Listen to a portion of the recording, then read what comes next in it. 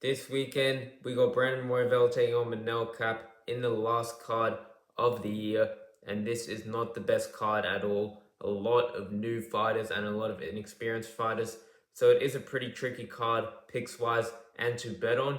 But I think I have some good spots here that I can definitely make some good predictions and make some money on this card. Starting off, we got Jamie Linhart versus Teresa Blade. Now, Teresa Blade is coming off a 2-year layoff, which causes for concern. But she is a very good grappler. We have seen that throughout her career. She gets her takedowns and she has good control from on top. Her only loss in her career is against Natalia Silva in a fight where she was having some success. She was able to take down Natalia Silva and hold her there, but she ended up getting spinning back kick KO'd in the third round. But to be honest, she's done a lot better than a lot of opponents against someone like Natalia Silva, and I don't think that's a bad loss at all. Jamie Linhart has had a knack to go to very close decisions so far in the UFC.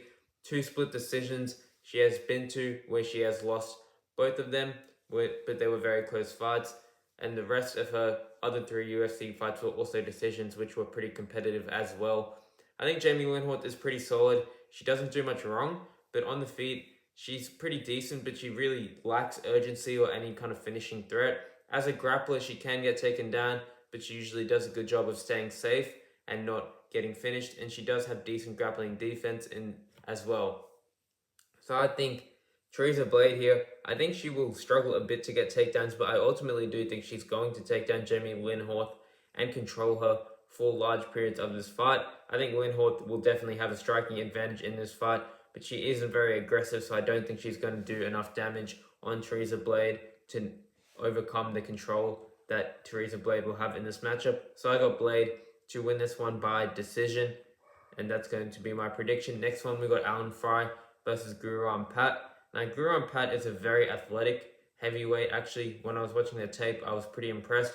He's very light on his feet. He's pretty quick with his jab, but there's something about him that I just don't love. And it's like he's so much more athletic and faster than these guys, but he's not really making easy work of the other heavyweights that he's fought. He doesn't really have the aggression or the power on the feet. He really is only like a jab and leg kick kind of guy, and that doesn't really impress me. Now, Alan Fry has been fighting very low level fighters, and he seems to be pretty aggressive. He seems to have some power, but it's just very hard to tell. I'm going to take Pat here. Confidence very low. This one could go either way. I'm not confident in that fight at all, and definitely going to stay away from it betting wise. Next, we got Melissa Croden versus Yana Santos. Both of these fighters fought Tainara Lisboa in their last fight. Melissa Croden fought on that Canada card where she was able to finish Lisboa in the final seconds of that fight, where she showed some good toughness, some good grit, and some decent power and pressure in that fight. Joanna Santos is a good grappler. She has good judo throws and she has good control from on top, but her takedowns at times can get stuffed pretty easily. And on the feet, she's not the worst striker, but she doesn't really throw enough volume or have the urgency on the feet. I think in this fight, she will have the grappling advantage. She could possibly take down Croden and have some success with her grappling, but Croden is pretty big. She has decent takedown defense, and she's pretty strong as well. I think Croden, while she is pretty slow on the feet, she definitely is more aggressive. She has a lot more dog in her, and for that reason, I'm going to pick her to win this fight just off pure will and aggression. I think she can edge out a decision in this one, and that's what I'm going to say. Melissa Croden to get this one done by 29-28 decision as an underdog.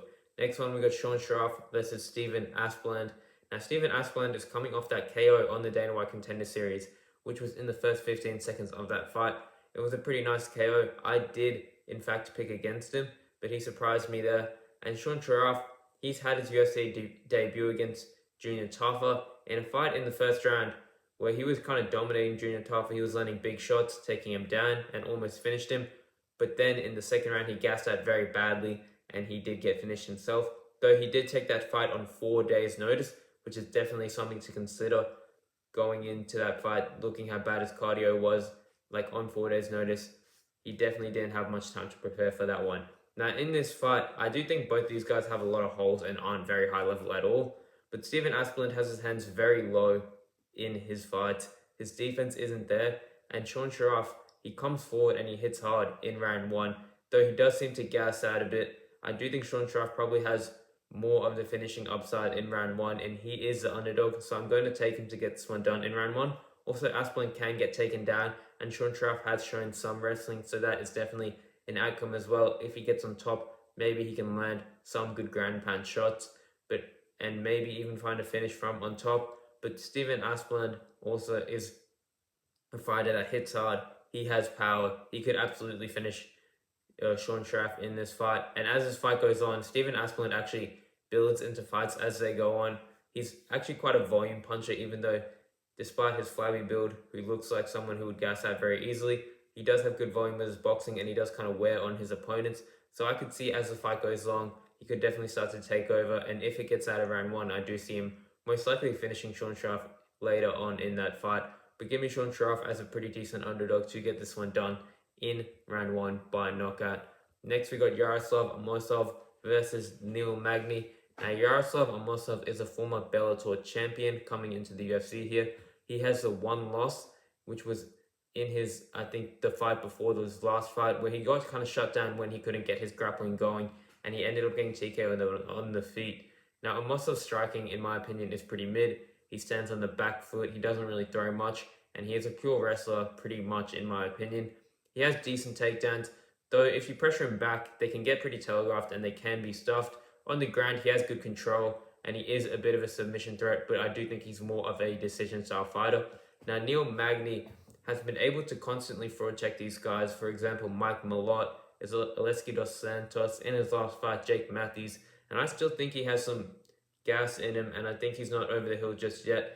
Though Neil Magny, he does have some holes on the feet. His legs can be kicked. He can be taken down. He can be submitted as well.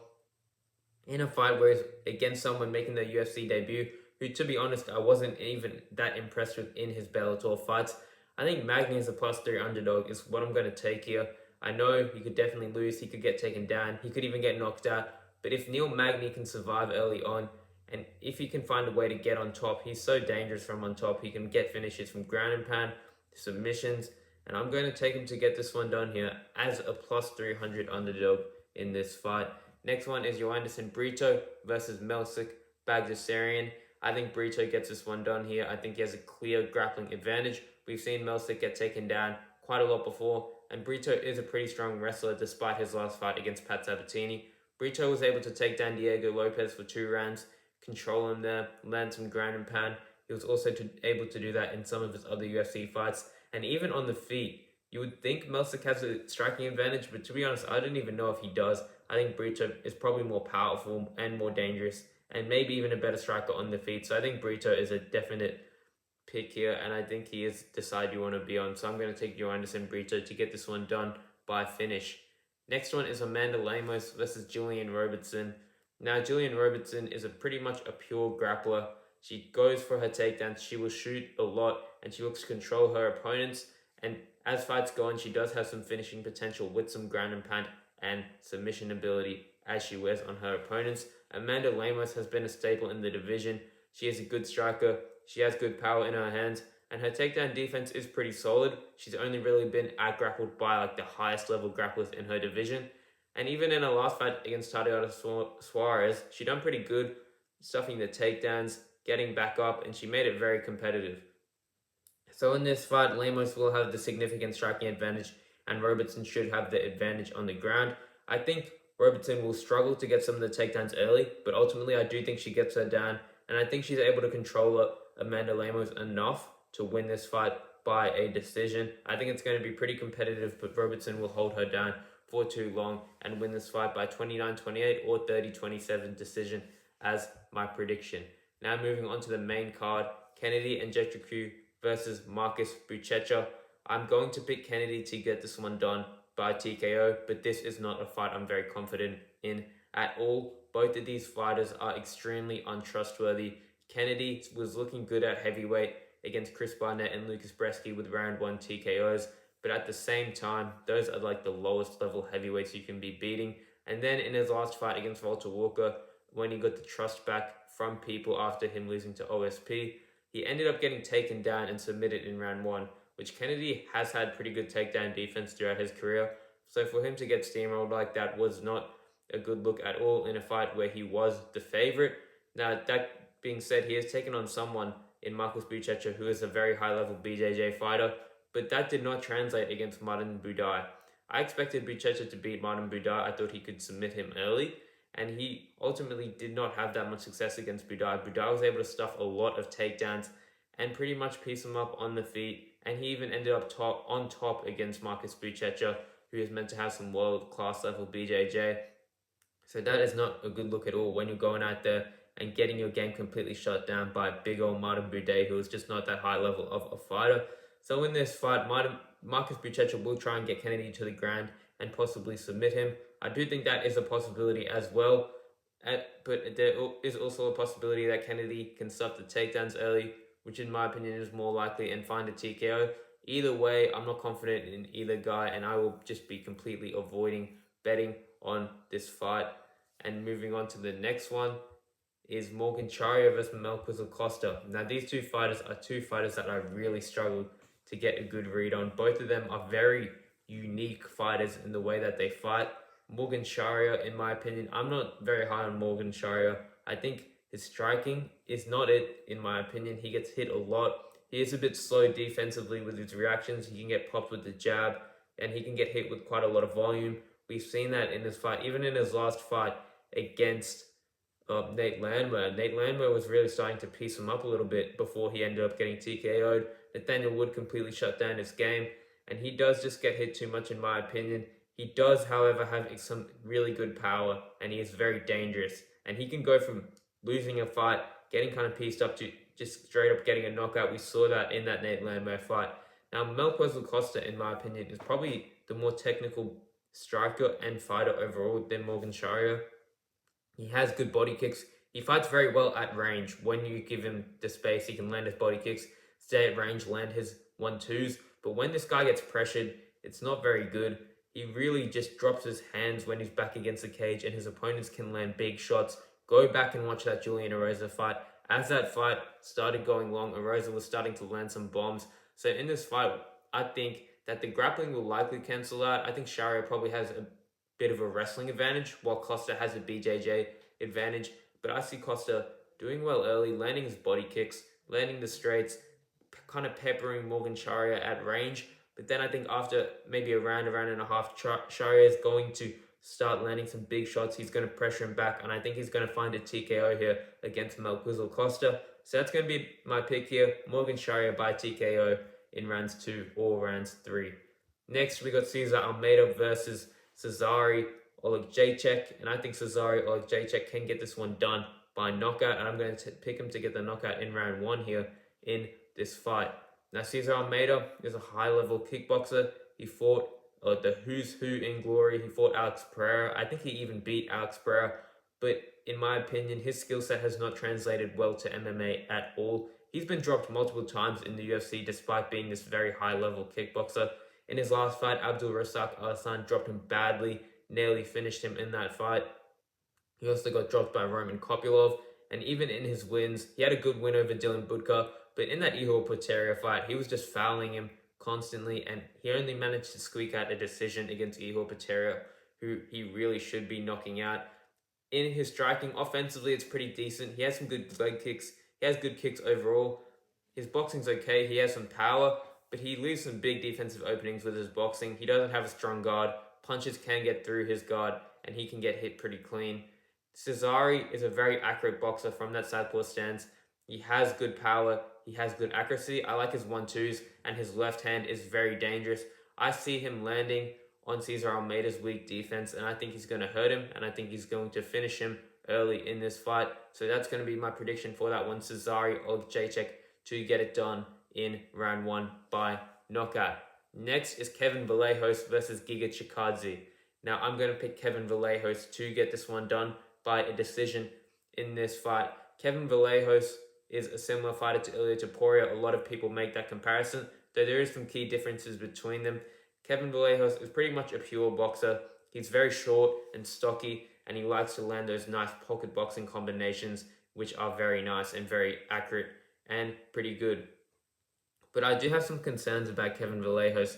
I think he's too small for this featherweight division, and I think he probably should make the cut down to bantamweight. You know, he's very stocky. He has a lot of muscle, but I don't think his power is actually all that, despite him having a lot of knockouts. In his last fight, he was hitting Danny Silva clean over and over again, and he really didn't hurt him much at all. He did get a knockout over Sung Woo Choi, but look, Sung Woo Choi's been knocked out by everyone in the first round. So Kevin Vallejos, he has good boxing combinations in the pocket, but I don't think he has actually that much power up here at featherweight. And I think he can struggle a bit with the range as such a short guy against these much bigger fighters. He could struggle to hit Giga early, but I do think that he will take over as this fight goes on. Now, early on, I think Giga Chikadze could have a lot of success here. He's very good early on in fights, like we saw in his last fight against David Onama. He won round 1 against Onama. He also won round 1 against Arnold Allen. That's when he's fast, he's explosive, he can throw his kicks, he can move around. But as fights go on, he does fade. His cardio isn't the best. He can get pressured back. He starts to get hit with punches. He can even get taken down. So I think Kevin Vallejos could struggle a bit here early, finding his range. But as the fight goes on, he's going to learn his boxing combinations. He's going to start to take over. And I think he could even get the takedowns going against Giga Chikadze and control him on the ground there. We did see him wrestle a bit against Danny Silva, and Chikadze really did have no answer for David Onama's wrestling. So I think Kevin Vallejos has a tough first round, but bounces back and wins round 2 and 3 pretty dominantly and wins a clear decision, 29-28 in this fight. Next, we got Manel Kape versus Brandon Royvall. Now, Brandon Royvall is coming off that war against Joshua Van, where he did end up taking a lot of damage, and Manel Kape is coming off that TKO victory against Asu Omarbayev. I think Manel Kape is a bad matchup for Royvall, for the reasons that Royvall leaves a lot of defensive openings with his boxing. We saw that in the Joshua Van fight. We've seen that throughout his career. He keeps his hands low, and he can get countered, and he can get hit very clean inside the pocket. And in my opinion, Manel Kape is probably the biggest puncher in the flyweight division. He is a very good counter striker, and he is very accurate. So Brandon Royvall is in trouble if he gets caught here, and there is a decent chance that Manel Kape can catch him clean. But another thing is, we've seen Manel Kape in these fights, he can lose close decisions. We saw that against Muhammad Makayev. That was pretty much a striking fight where he just let it get away from him and he lost that decision. He also lost to Mateus Nicolau in a very close fight. That's not a very good aging loss at all. And he lost to Pantoja. So we've seen him lose quite a few decisions. And Brandon Royvall is someone who has very high output. He will throw and throw, not even to hurt you or knock you out, just to put volume out there, and it works. We saw that against Brandon Moreno. He was able to beat him there in a 5-round decision. He even beat Tatsuro Taira, which is a very good aging win, and that's a very impressive victory in my opinion. And I think if Manel Kape can't hurt him or knock him out here, Brandon Royvall is going to be there all day, throwing high volume over the 5 rounds. And I think if this fight goes long, which I do think it does, Brandon Royvall can get this one done by decision. And he's a very big underdog. He's at like plus 250 right now. So at plus 250, I like Brandon Royvall, and I like him to get this one done by decision. Though Manel Kape, if you're targeting him, I would just play him by knockout, because I think that is pretty likely as well, and that is probably his number 1 path to victory. Now, let me know what you guys think in the comments down below about these fights, who your favorite dogs are, who your favorite locks are, who you are going to be betting on this fight card. And remember, if you want all of my bets for this card, the last card of the year, and you want to make some money, click the Discord link in bio or in the comments down below, and let's make you some money to end off this year. Let's go.